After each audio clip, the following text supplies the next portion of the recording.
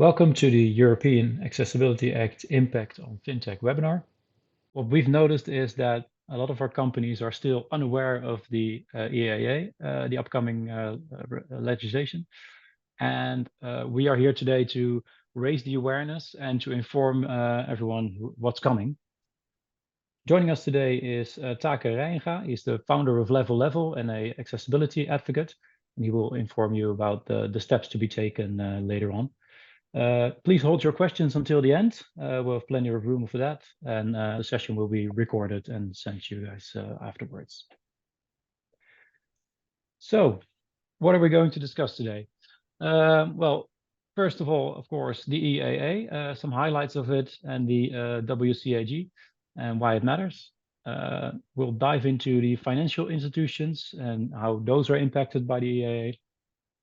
Then the impact analysis, so what to do, how should you approach this, and we'll round up with a summary and of course some questions.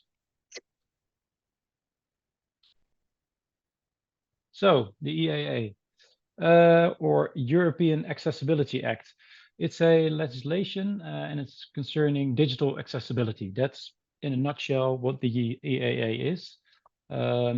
It's based on the WCAG or WCAG as it's commonly referred to, which actually stands for Web Content Accessibility Guidelines.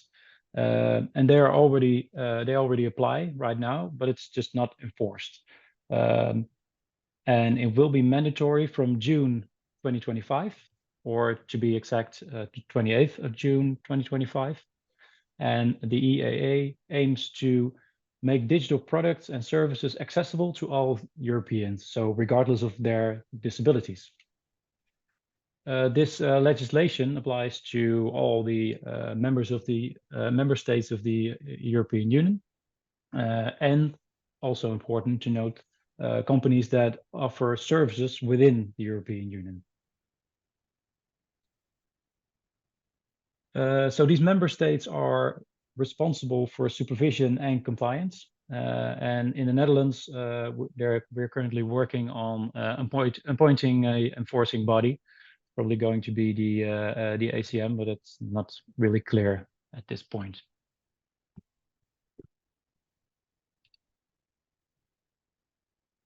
So why does the EAA matter? Well, obviously, it's for people with disabilities. And it means that people with disabilities get the chance to access products and services from across the European Union through this act. What you might not know is that 20% of the world's population actually has a disability. So it's a large group, and it's all about removing those digital barriers for people with disabilities. It's not just helping those individuals, but it's also benefiting businesses. But it's not just about checking boxes. It's so much more than that. It's just like a mindset of why you would want to do this, just to help people with this.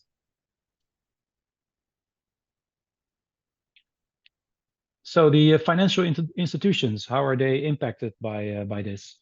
Well, financial institutions must make their client-facing digital products and services accessible following this EAA.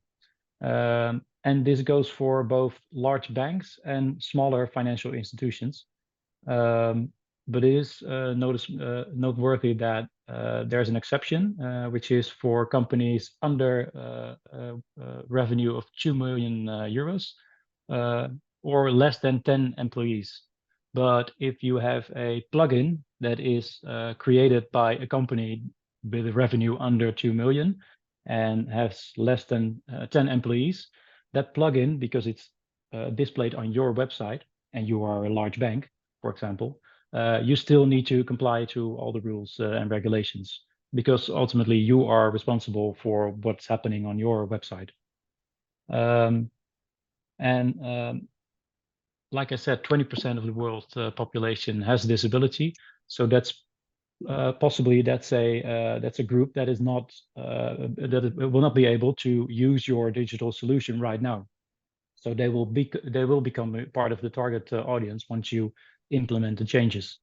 And overall, it provides you the knowing now provides you the ability to actually become a front runner in complying before there's an enforcement, before it's needed. So you can act now instead of act in over a year. So how can we work towards the complying? How can we achieve that? Well, the goal ultimately is for us as a dedicated FinTech company. We want to support our financial clients in complying with the EAA. We feel that it's a shared responsibility to help our clients and to help those with disabilities as well. Therefore, we've teamed up with Level with the accessibility experts over there, and together we conduct checks and try to implement those changes needed to comply. So I guess that's over to you, Taka, to guide everybody through the steps that they were needed to comply. No pressure there. Thank you.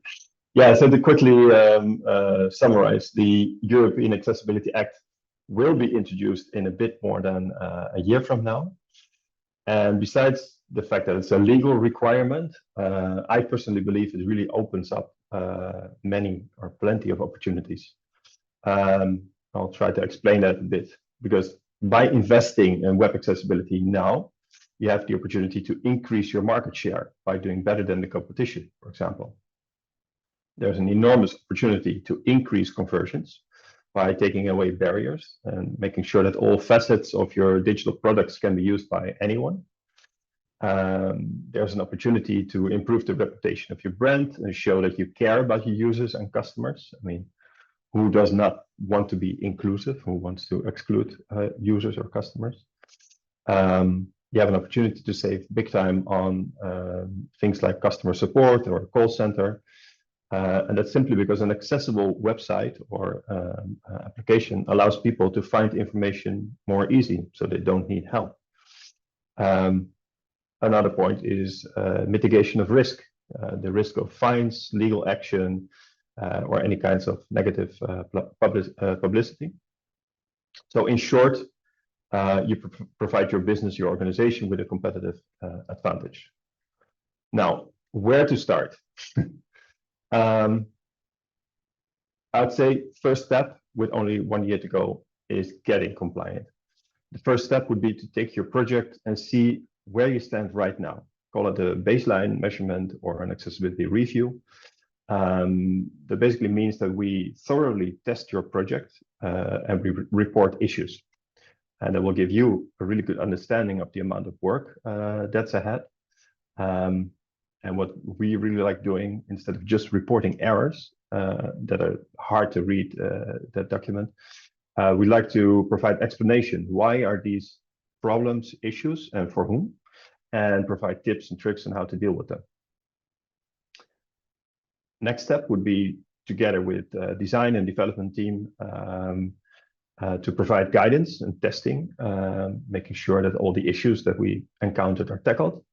And this is an ongoing process. Matthijs already mentioned it. It should be seen as a process and not too much as a checklist.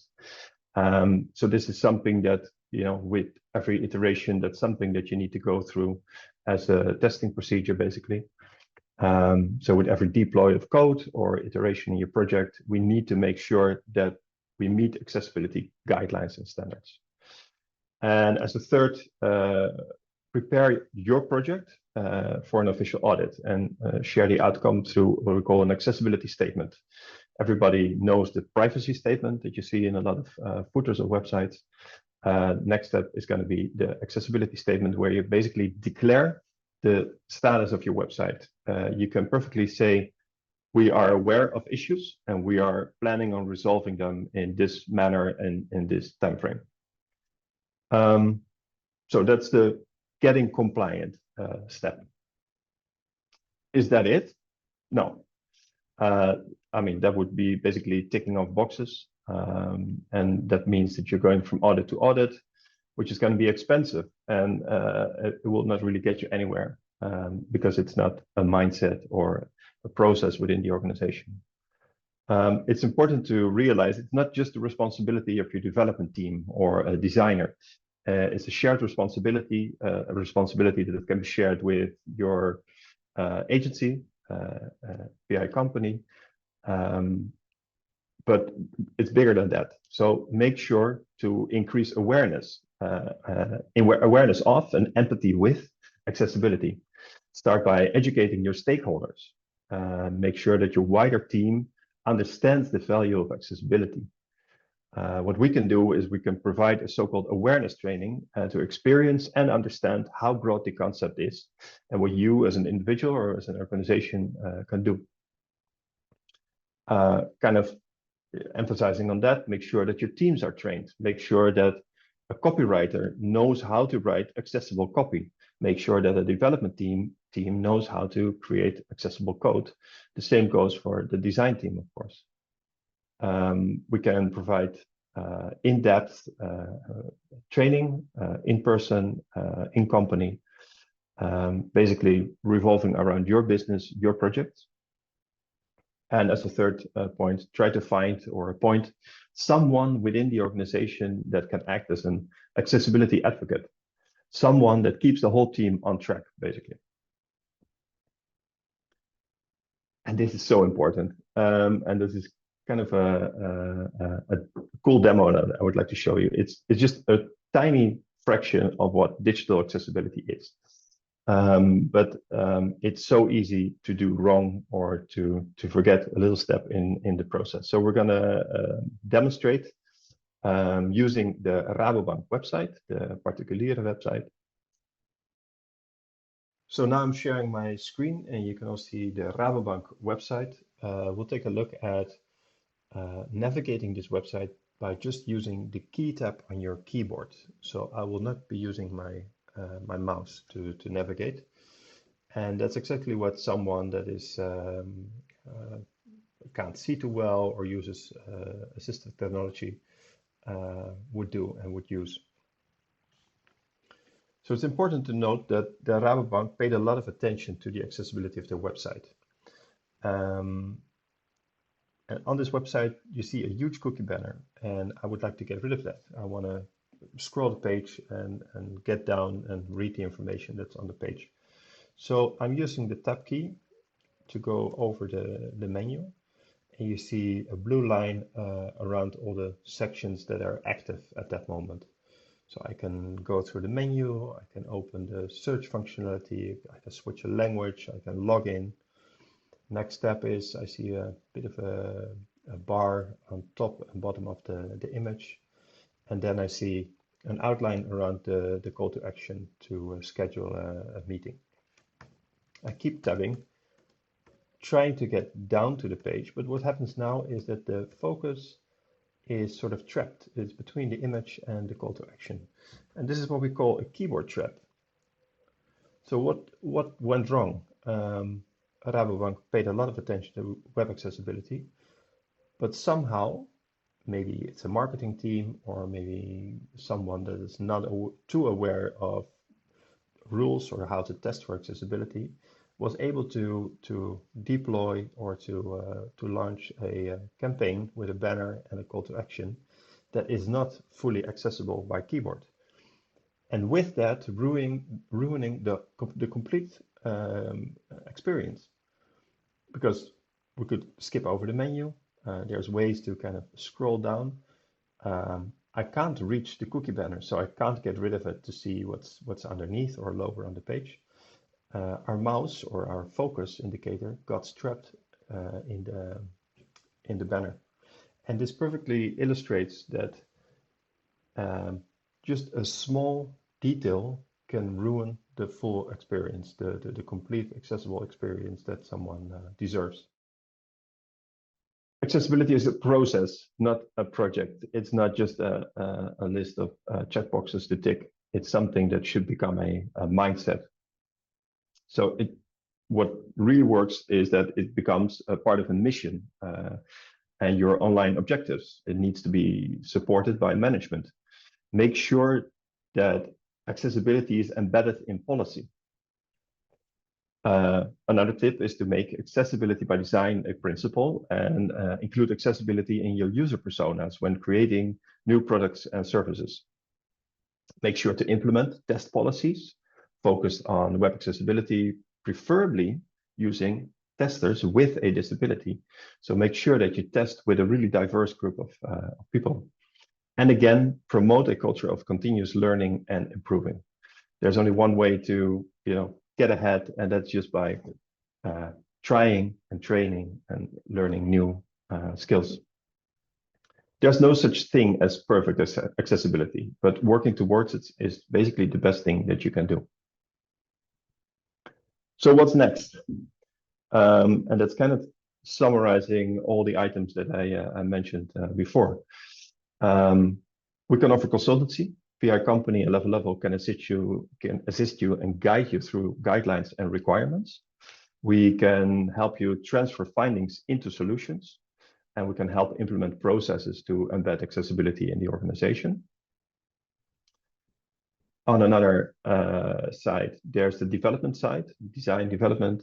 VI Company will assist clients in implementing accessibility improvements, which includes code, design, testing policies. And as a third sort of a pillar, we can offer in-person or in-company awareness training and or bespoke in-depth training on several topics like code, design, copy, content. And Level is one, we offer consultancy. We also have a sister company called the Alley Collective, and that's an e-learning platform that allows for self-paced learning to further deepen your understanding when it comes to accessibility. I guess that's what I wanted to share with you. Over to you, Matthijs. Thank you. All right. So let's dive into the summary. What have we learned today? Well, we've learned that the EAA deadline is in 2025, on the 28th of June. The EAA is more than just checking boxes. We've mentioned it several times. You, as a company, now have the opportunity to become actually a front runner in accessibility, which is obviously a good thing. You can start with a accessibility review by Level, just to guide you in the right direction, and then followed by a development service from VI Company to actually implement the changes. But ultimately, the responsibility is yours. It's your responsibility to tackle this.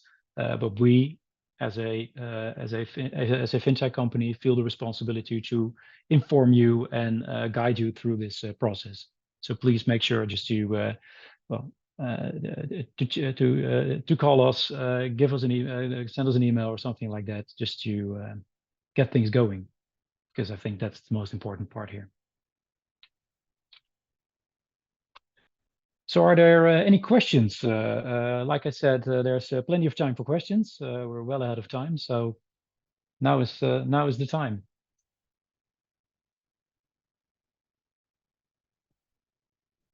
All right, I've got two questions. Question one, why is it important to consider accessibility early in development process of projects? Zach, I think that's one for you. That's for me.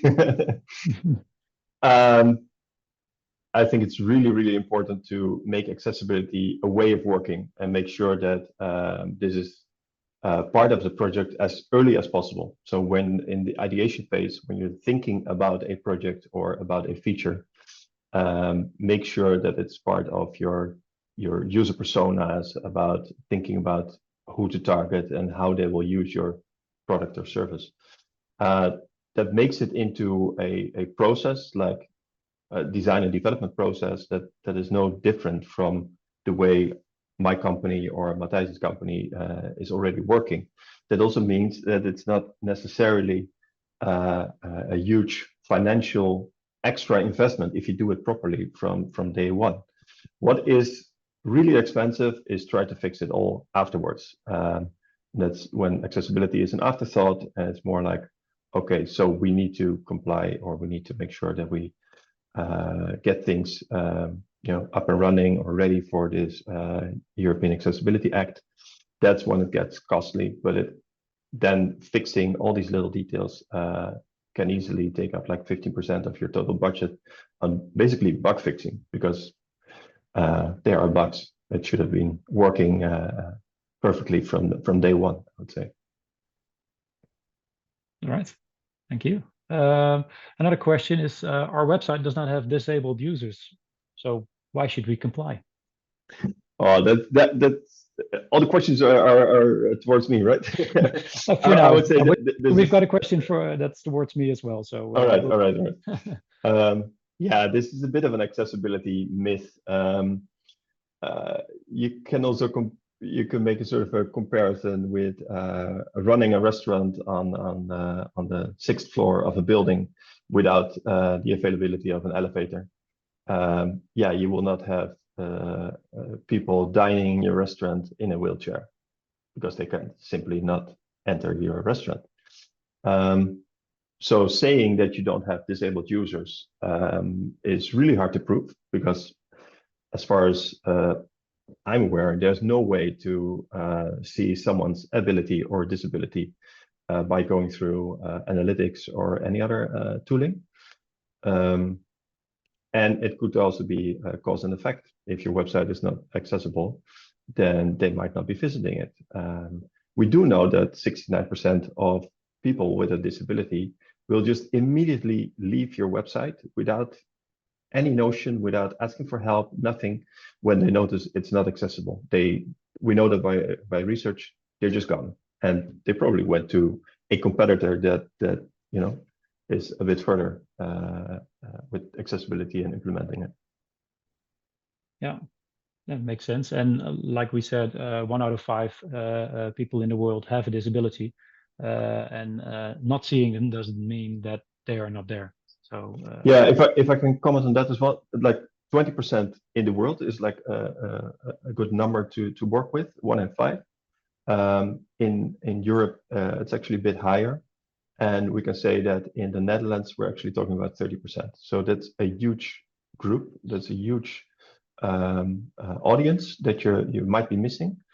And do realize we're not just talking about people in a wheelchair. I use that example for someone not being able to access your restaurant. But we're also talking about people with a visual disability. So maybe they are colorblind.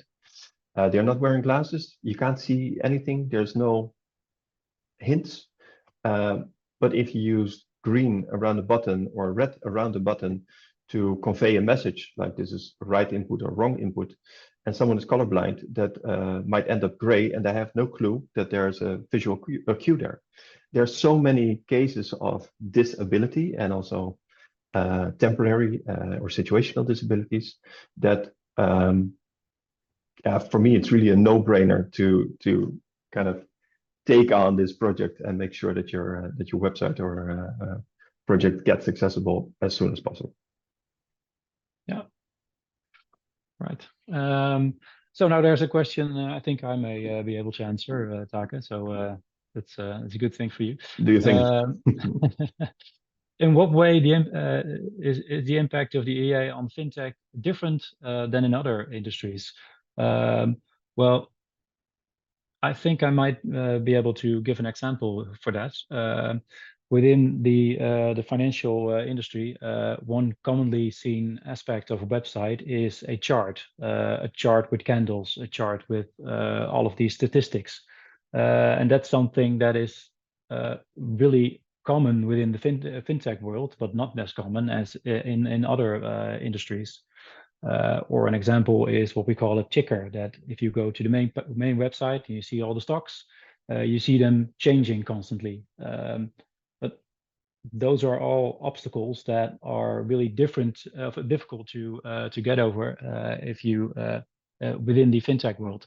But those are specific to the FinTech world. And I don't know if you've got anything to add to that, Take, but that's basically my view on that. No, nothing really to add. I think there's a lot of more complex elements in online projects and applications than when you just talk about an e-commerce project or another sort of website. Yeah, it's not a simple between brackets shopping cart or something like that. No. Yeah. All right. If you comply to the EAA, do you automatically also comply to the ADA, or are there big differences? I'll take that one. Yeah, I guess. And for anyone listening, ADA stands for Americans with Disabilities Act. And that's kind of a biggie as well. The European Accessibility Act kind of compares to the ADA in a sense that it targets a huge audience. And I would say that the European Accessibility Act, which is implemented by all the different member countries of the European Union, so they all have their own way of enforcing the law.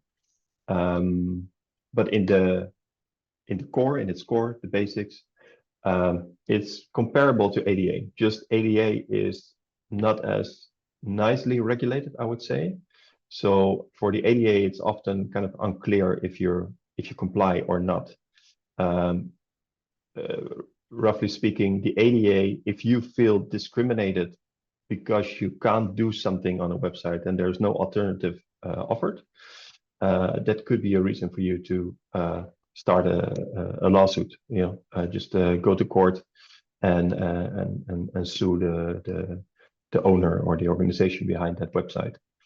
And that's really what I said. It's a biggie because I think there's like 400 lawsuits per month started or something like that. And in America, it's not really the question if you get sued, is the question when do you get sued about your website and not being fully accessible. What really helps is using the WCAG guidelines, the WCAG guidelines, because if you work according to those, there's not too much reason to get you sued in the US. And that's also the basics of complying in Europe. So, stick to the guidelines and you should be good, but it's not legal advice from my side. That's a good thing to note. Right. Are there any other questions? I don't see any questions present at the moment, but there's another one. Will the websites be obligated to use WCAG 2.2 to be EAA compliant or digitally accessible? So will they be obliged to do so? Really good question, but no. 2.2 AA is the current, or 2.2 is the current version, but the law is using 2.1. So make sure that you comply with WCAG 2.1. But if you start working on a project, make sure to use 2.2 because that's just simply got to be the next phase. So you might as well comply with 2.2. But 2.1 is the official version to use. Yeah. So I see an add-on note saying in Poland, WCAG 2.1 for public institutions so far. That's the same in Holland and I think in a lot of European countries. Yeah. Yeah, a lot of public institutions are already bound to these legislations. So yeah. Yeah, they have their own laws. Yeah. Yeah, that's true. All right. Any other questions, ideas, things you would like to share, or things you would like to share, Tarkan? I think I kind of, in a bit of a roller coaster, I told a lot of things already.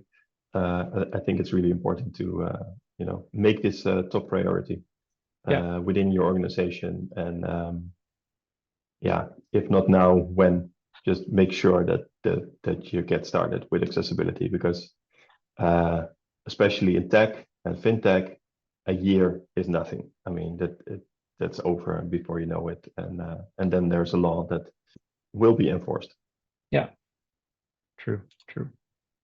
As we always say, the way to get started is to quit talking and begin doing. All right. Walt Disney also said that, right? Yeah, that's yeah. Now that you notice it, now that you say that. Right. So thanks everybody for joining. Thank you, Taka, for joining and explaining all of these things and answering the most important questions. And we'll talk to you soon.